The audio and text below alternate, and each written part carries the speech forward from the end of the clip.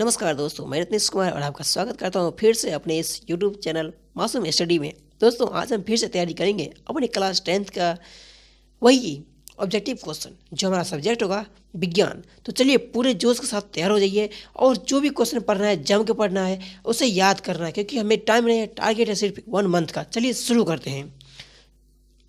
तो देखिए हमारा सबसे पहला क्वेश्चन है, वास्तविक वस्तु का प्रतिबिंब बनता है। वास्तविक वस्तु का आभासी प्रतिबिंब कहाँ बनता है? तो आंसर होगा समतल दर्पण, यानी आंसर होगा ए। अब चलिए चलते हैं हम नेक्स्ट क्वेश्चन की तरफ।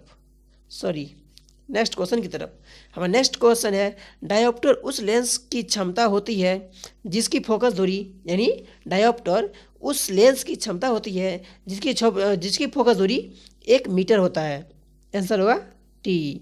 अब चलिए बढ़ते हैं नेक्स्ट क्वेश्चन की तरफ। तो हमारा नेक्स्ट क्वेश्चन है, किसी लेंस के बाहर की ओर उभरे 2 गोलीय पृष्ठ हो तो उसे कहते हैं, यानी बाहर की तरफ अगर उभरा हुआ पृष्ठ रहेगा और उस अगर वो लेंस रहेगा तो हम उसको क्या कहेंगे? तो उसको हम कहेंगे उत्तल लेंस। आंसर होगा सी। चलिए अब चलते हैं नेक्स्ट क्वेश्चन की तरफ। नेक्स्ट क्वेश्चन है, कौन रंग है जिनका खतरे के सिग्नल में उपयोग होता है? तो ऐसा आप जानते होंगे, ये तो बहुत ही आसान है और इसका होता है रेड, यानी रेड होता है डेंजरस। आपको एग्जाम के लिए रेड नहीं, हमेशा ग्रीन झंडा लेकर जाना है, यानी पूरे तैयार के साथ एकदम सही, कुछ डेंजर वहाँ पर नहीं है। ठीक है, अब चलिए हम बढ़ते हैं नेक्स्ट क्वेश्चन की तरफ। तो हमारा नेक्स्ट क्वेश्चन है, प्रकाश की किस रंग के लिए तरंग दैर्घ्य अधिकतम होता है? तो इसका आंसर देखिए क्या होगा। प्रकाश के किस रंग के लिए तरंग दैर्घ्य अधिक होता है? तो ये होगा लाल। इसका भी वही होता है और इसी के कारण क्या होता है कि ट्रैफिक में या फिर खतरे के लिए लाल सिग्नल का उपयोग होता है। अब चलिए नेक्स्ट क्वेश्चन की तरफ बढ़ते हैं। हमारा नेक्स्ट क्वेश्चन है, निकट दृष्टि दोष दूर करने के लिए किस लेंस का व्यवहार होता है? तो निकट दृष्टि दोष दूर करने के लिए हमें अवतल लेंस का व्यवहार करना पड़ता है। आंसर होगा बी आंसर। अब चलिए आगे है, किसी कुंडली का प्रतिरोध ज्ञात करने का सूत्र क्या है? तो इसका जो आंसर होगा वो हो जाएगा R बराबर V/I, जिसका ऑप्शन है बी, यानी आंसर होगा बी। अब चलिए बढ़ते हैं हम नेक्स्ट क्वेश्चन की तरफ और हमारा नेक्स्ट क्वेश्चन है, धातुओं में धारावाहक होते हैं। तो इसका आंसर हो जाएगा इसका आंसर होगा मुक्त इलेक्ट्रॉन, यानी आंसर क्या होगा बी, ऑप्शन नंबर बी सही होगा। अब चलिए बढ़ते हैं नेक्स्ट क्वेश्चन की तरफ। हमारा नेक्स्ट क्वेश्चन है, परिपथ में विद्युत धारा की माप किससे की जाती है? परिपथ में विद्युत धारा की माप किससे की जाती है? तो इसका सही आंसर होगा एमीटर से, यानी आंसर क्या होगा बी। अब चलिए बढ़ते हैं नेक्स्ट क्वेश्चन की तरफ। हमारा नेक्स्ट क्वेश्चन यानी क्वेश्चन नंबर 10 तक हम आ चुके हैं। इसका है, विद्युत फ्यूज विद्युत धारा के किस प्रभाव पर कार्य करता है? तो ये होता है उष्मीय प्रभाव पर। तो आंसर होगा ए। अब चलिए फटाफट अपना इसको ध्यान से पढ़िएगा, भूलिएगा नहीं, इसको याद रखिएगा। चलिए हम आगे बढ़ते हैं। आगे है, बैटरी से किस प्रकार की धारा प्रवाहित होती है? बैटरी से किस प्रकार की धारा प्रवाहित होती है? तो बैटरी से दिष्ट धारा प्रवाहित होती है। अब चलिए हम आगे, अगला क्वेश्चन है, निम्नलिखित में से कौन जैव मात्रा ऊर्जा स्रोत का उदाहरण नहीं है? तो चलिए इसको पहले ऊपर कर लेते हैं ताकि आपको ऑप्शन दिख सके। इसको ऊपर कर लिए। अब देखिए आंसर होगा इसका आंसर होगा नाभिकीय ऊर्जा, यानी सी, ऑप्शन नंबर सी सही है। चलिए फटाफट अगले चलते हैं। अब नेक्स्ट क्वेश्चन है, इनमें से कौन नवीकरणीय ऊर्जा है? तो इसमें से होगा सौर ऊर्जा, क्योंकि सौर ऊर्जा हमेशा बहते रहता है, इसलिए खत्म नहीं होता है, इसको हम कहते हैं नवीकरणीय ऊर्जा। अब चलिए बढ़ते हैं नेक्स्ट क्वेश्चन की तरफ। हमारा नेक्स्ट क्वेश्चन है, निम्न में से कौन अवकारक है? तो इसका आंसर होगा H2 क्या है? अवकारक है। अब देखिए नेक्स्ट क्वेश्चन है, निम्नलिखित में से pH का कौन सा क्षारक विलयन का मान है? यानी कि क्षार वाला विलयन इसमें कौन है, यानी क्या होना चाहिए? उसका 7, pH मान 7 से अधिक होना चाहिए। देखिए यहाँ पर A नंबर 2, B में 7 और C में 6, D में 13। यहाँ पर 7 से अधिक कौन है? 13, इसलिए होगा आंसर नंबर डी। अब चलिए बढ़ते हैं नेक्स्ट क्वेश्चन की तरफ। तो हमारा नेक्स्ट क्वेश्चन है, निम्नलिखित में कौन सही है? इसमें से कौन सही है? तो इसमें से आपको सही हो जाता है Na2CO3 10H2O। आंसर होगा बी, ऑप्शन नंबर बी सही आंसर है। अब चलिए बढ़ते आगे क्वेश्चन। अगला क्वेश्चन है, लिटमस रंजक बैंगनी रंग का होता है जो निकाला जाता है। लिटमस रंजक बैंगनी रंग होता है, लेकिन वह निकाला कहाँ जाता है? तो निकाला जाता है लाइकेन से, और इसका होता है एक कोई वर्ग होता है, उसी वर्ग से इसको निकाला जाता है। अब चलिए हम उसी वर्ग के मतलब सेम वर्ग के पौधे से निकाला जाता है, शायद इसको थेलोफाइटा या ब्रायोफाइटा ऐसा कुछ नाम है। अब चलिए बढ़ते हैं नेक्स्ट क्वेश्चन की तरफ। नेक्स्ट क्वेश्चन है, शुष्क बुझा हुआ चूना पर क्लोरीन गैस की क्रिया से कौन सा पदार्थ बनता है? तो इसका आंसर होता है विरंजक चूर्ण, विरंजक चूर्ण। अब चलिए मतलब ऑप्शन नंबर ए सही है। अब नेक्स्ट क्वेश्चन है, सोडियम क्लोराइड का पीएच मान लगभग मतलब कितना होता है सोडियम क्लोराइड का? इसका पीएच मान होता है 14। सोडियम क्लोराइड का 14 पीएच मान होता है। अब चलिए इसके अगला क्वेश्चन है, नीला थोथा का रासायनिक सूत्र क्या है? यानी नीला थोथा का रासायनिक सूत्र बताना है। तो इसका आंसर होता है CuSO4.5H2O। तो इनमें से कहाँ पर है ये, इनमें से कहाँ पर है फटाफट बताइए। इसका आंसर हो जाएगा बी, ये बी पर है, तो इसका आंसर सही है बी नंबर। अब चलिए बढ़ते हैं नेक्स्ट क्वेश्चन। तो फटाफट देखिए हम यहाँ पर 20 तक आ चुके हैं। अब चलिए हम आगे चलते हैं आगे। आप इसको ध्यान से पढ़िएगा, इसको भूलना नहीं है। अगर भूलेगा तो बहुत ही नाश हो जाएगा, पूरा झंड हो जाएगा, इसलिए भूलना नहीं है। एक बार जो देख लिए उसको याद ही कर लीजिए। अब चलिए बढ़ते हैं नेक्स्ट क्वेश्चन की तरफ। आप हमेशा इसको एक संगीत की तरह सुनते रहिए, हमेशा सुनते रहिए, ये आपको आसानी से याद हो जाएगा, आपके दिमाग से निकलेगा ही नहीं, इसलिए हमेशा इसको कम से कम सुनते रहिए। अब चलिए हम चलते हैं 21 क्वेश्चन की तरफ। तो 21 नंबर में है, जब सोडियम हाइड्रोक्साइड जिंक से अभिक्रिया करता है कौन सा उत्पाद बनाता है? यानी जब सोडियम हाइड्रोक्साइड होता है जिंक से अभिक्रिया करके कौन सा ऑक्साइड बनाता है? तो यहाँ पर देखिए आंसर होगा इसका Na2ZnO2 plus H2O। Option number D सही आंसर है। अब चलिए बढ़ते अगला क्वेश्चन की तरफ। हमारा अगला क्वेश्चन है, पीतल है, पीतल क्या है? धातु, धातु, मिश्र धातु, उपधातु, पीतल क्या है बताइए फटाफट, पीतल क्या होता है? तो पीतल होता है मिश्र धातु। शायद आप जानते होंगे, पहले से आपको मालूम है क्योंकि आप बहुत ही तेज विद्यार्थी हैं। चलिए हम बढ़ते हैं आगे तरफ। आगे है, ब्रोमीन और धातु की अवस्था क्या होती है? ब्रोमीन और धातु की अवस्था क्या होती है? ब्रोमीन किस अवस्था में पाई जाती है? ठोस, द्रव, गैस किस अवस्था में पाई जाती है? तो वो पाई जाती है द्रव अवस्था में। तो इसका आंसर होगा सी नंबर, द्रव अवस्था में। अब अगला क्वेश्चन है, निम्न में से किस हाइड्रोकार्बन के 3 आबंध हैं? इसमें से किस में हाइड्रोकार्बन जो है उसके पास 3 आबंध है? तो देखिए इसका सही आंसर हो जाता है C3H4, ऑप्शन नंबर सी।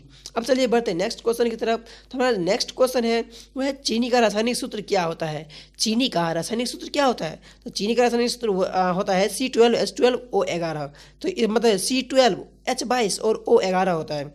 तो ये हमारा सही आंसर हो जाता है ऑप्शन नंबर सी। अब चलिए बढ़ते हैं नेक्स्ट क्वेश्चन की तरफ। तो हमारा नेक्स्ट क्वेश्चन के लिए करना पड़ेगा स्क्रॉल, तो हम जाते हैं नीचे और आप इसको जो भी देखते हैं हमेशा याद रखिएगा, इसको संगीत बनाकर सुनिए।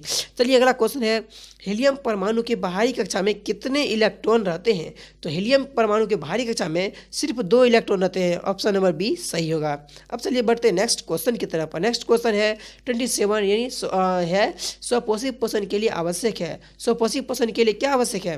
तो देखिए यहाँ पर है CO2 तो जरूरी है, क्लोरोफिल भी जरूरी है, सौर ऊर्जा भी जरूरी है, यानी कि इनमें से सबका सब जरूरी है। तो आंसर क्या होगा? आंसर होगा डी, यानी सभी। अब आगे क्वेश्चन है, कवक में पोषण की कौन सी विधि है? कवक में जो पोषण होता है वो कौन सी विधि होती है? तो कवक होता है मृतजीवी पोषक होता है, वो उसमें वो मृतजीवी पोषण है, उसमें मृतजीवी पोषण विधि पाया जाता है।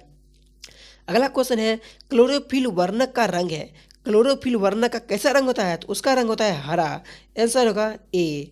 अब चलिए बढ़ते हैं हम अगले क्वेश्चन की तरफ। यहाँ देखिए हम आ चुके हैं 30 नंबर क्वेश्चन तक की तरफ। चलिए हम बढ़ते हैं इसके साथ। 30 नंबर क्वेश्चन में है, पायरुवेट के विखंडन से यह कार्बन डाइऑक्साइड, जल तथा ऊर्जा देता है, यह क्रिया होती है। तो यह क्रिया जो होती है यह माइटोकॉन्ड्रिया में होता है। माइटोकॉन्ड्रिया, कोशिका के अंदर जो माइटोकॉन्ड्रिया होता है उसके अंदर ये क्रिया होती है। अब उसके बाद जो क्वेश्चन है उसके बाद का है, यदि हमारे आहार में आयोडीन की कमी हो तो किस रोग के होने की संभावना होती है? तो देखिए इसमें से सभी होगा, ग्वाइटर भी वही हुआ, गलगंड भी वही हुआ, और घेंगा एक ही नाम का पर्यायवाची शब्द है, तो यहाँ पर सभी हो जाएगा डी नंबर। अगर आपको हिंदी मालूम होगा, हिंदी पढ़ते हैं, तो हिंदी में देखिए इसका पर्यायवाची सब एक ही होता है, एक ही को बाद में बदल कर लिखा हुआ है। अब अगला क्वेश्चन है, एस्ट्रोजन स्रावित होता है। एस्ट्रोजन कहाँ स्रावित होता है?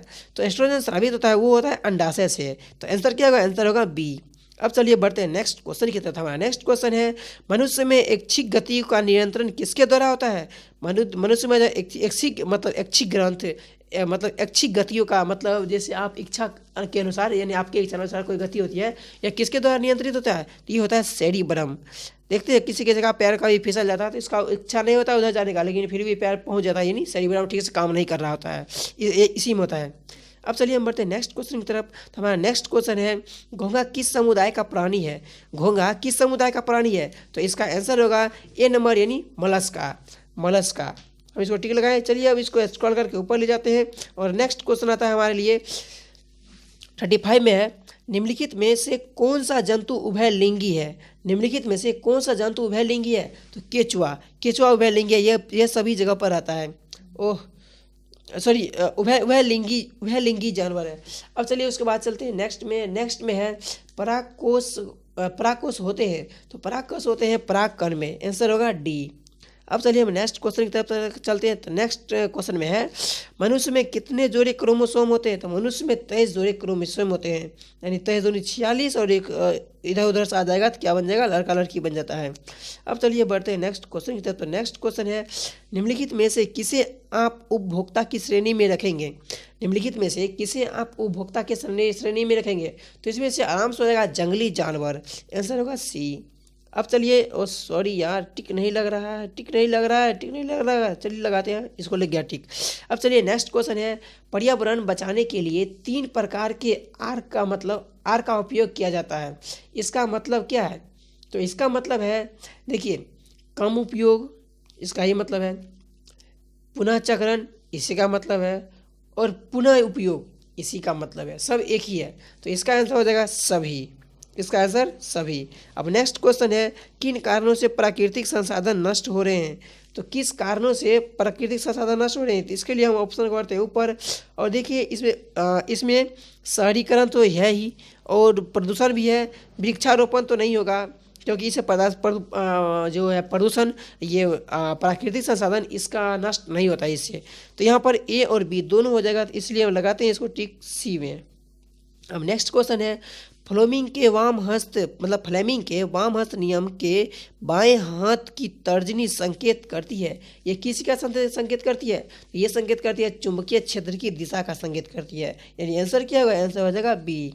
अब चलिए बढ़ते हैं नेक्स्ट क्वेश्चन की तरफ। हमारा नेक्स्ट क्वेश्चन है, निम्न में से कौन सा यौगिक ईंधन के रूप में इस्तेमाल किया जा सकता है? तो इसमें से हो जाएगा जो ये इथेनॉल होता है, इसको ईंधन के रूप में इस्तेमाल किया जा सकता है, इथेनॉल को। अब नेक्स्ट क्वेश्चन है, कौन सा पदार्थ लाल लिटमस को नीला कर देता है? तो ये हो जाएगा क्षार लाल लिटमस पत्र को नीला कर देता है।